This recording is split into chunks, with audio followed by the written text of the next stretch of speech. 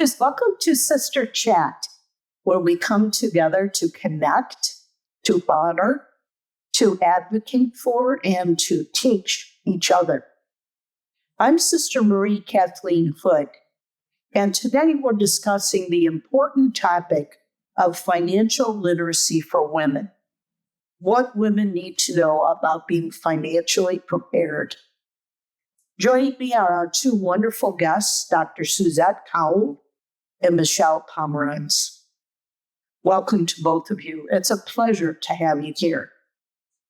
Before we start our discussion, could each of you briefly just introduce yourselves and explain who you are and what you do?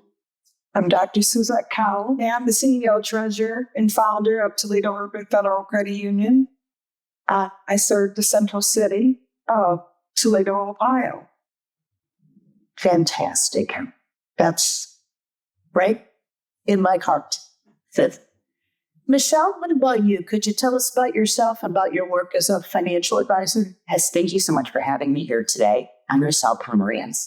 I'm a certified financial planner and financial advisor for Leadership Wealth Group in Perrysburg. I've been a financial advisor for about 24 years. I specialize in financial planning and investment portfolio management. I help people plan for retirement, income in retirement, estate planning, college education for a child, and financial protection for loved ones. I offer a wide range of products and services to help you reach your full financial potential. Yeah. I currently live in Monclova with my 3 boys, my husband, my son, and my favorite boy, of course, my happy lab, Marks. Great. Oh boy, important topics for everyone, but I think especially for women to pay attention to and to move themselves forward. And I'm really glad you both have joined us. As we focus on financial literacy for women, I think it's important to keep in mind that women, many, need to be empowered to make financial decisions. Suzette, from your expertise and experience, how do you see the importance of financial preparedness for just the overall well-being of a woman? I think it's so important because we're the ones that kind of run the household. And so we need to be aware of the resources. We're the ones that really work with the children and, and at their activities. So like I said, we really need to have a handle on our financial resources that come into the home. Indeed. Michelle, from your expertise in the area of financial planning and financial management, what sort of advice would you give women about being financially prepared, especially with regard to investing and retirement planning? There's a knowledge gap, and fear are still holding women back. Perhaps one of the most important ways to increase a woman's awareness and preparation in investing is for talking about it, but it's not happening much. So today is great, I think. I host a monthly women's networking event, and I talk about a different subject every single month. And after doing this for about 4 years, I found the questions I get are pretty different depending on what generation of women are asking the questions. It can be hard to trust what you don't understand. So what questions do you ask? Do you even know what questions to ask? I say it doesn't matter. I think you just need to start communicating. Go talk to a financial advisor, talk to your parents, talk to your friends. Just start communicating. You will hear me say 2 things more than once: financial plan and budget. Having these 2 things are the most important. Financial planning is creating a comprehensive plan to reach your financial goals by considering your whole financial life. It provides guidance on reaching both small, short-term targets as well as larger ones as we go along.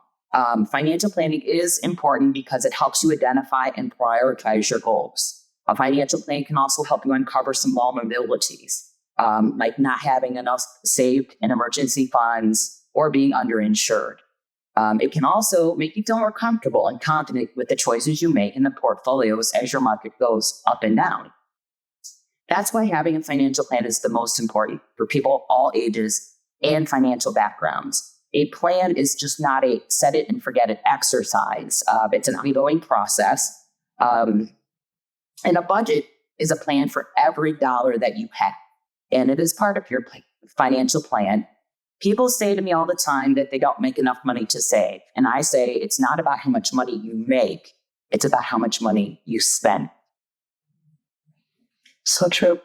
And you said a word that's very dear to my heart, budget, because I come from being a budget director in my background. And it's something I have found myself preaching ever since I got my accounting degree, how important a budget, a plan is for managing financially. Another question that I think is important for women, how can they prioritize their financial well-being? They have so many other goals, issues, responsibilities that take up their mind and their heart and their time. How is a good way for a woman practically to prioritize the financial planning? Suzette, I think you got to have great communication in your house so that you can talk about the finances. A lot of times we find that couples aren't really open on how much money they bring in. So that creates a problem when you're trying to do a budget. For sure. So the one thing that we have budgeting classes that we do teach is you got to first of all, you have the communication. Indeed. That's an astute observation. Thank you. Michelle, any ideas? And I feel that money is not shameful. In working with women investors and supporting them in meeting their financial goals, I found that a lot of women will say that they're a hot mess because of societal stereotypes about overspending and being bad with money. Some women will even say that they're not smart enough to handle their own money or that they have no interest in finance. It's not their thing, right? Many of my clients have never been taught about money before. It's taboo to talk about. It's not ladylike to talk about. Their parents may have never learned about money, so it wasn't passed down to them. So they take on these stereotypes as truths about themselves, even when it's not true. And in most times, it's not. But even if it is true, the sky's not going to fall. It's not the end of the world. Finance is something that everybody can learn. Ask for help. Set an appointment with a financial advisor. Even if you only have $50 a month to invest, a financial advisor will help guide you on that wealth building journey. And besides, if you never start, you're always going to be in the same exact place that you are right now. You just need to start. Make the first step. Most women tell me that after they started investing, they wish they would have started sooner. Over time, and when they start reaching their goals, they can't believe how much they've learned and how far they've come. Women like being financially stable, right? And it makes us feel comfortable and happy.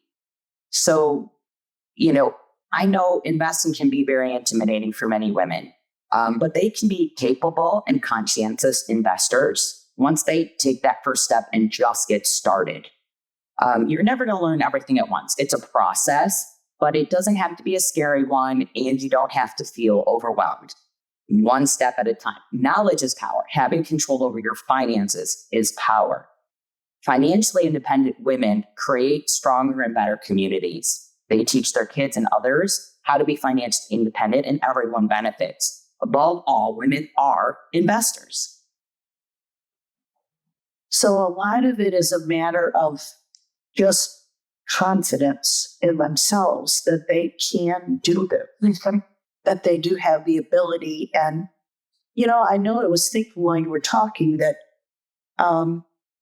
many of my budget managers in a corporate kind of setting were women, and they were quite good at it.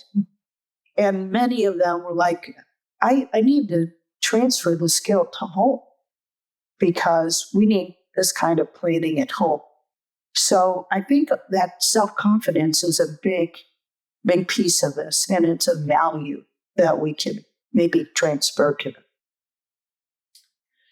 Thank you both. This has been most enlightening. I think your insights will go a long way to empower the women that watch this, and hopefully they can spread the news to their women friends that managing financially is something that is a task they're up to, for sure.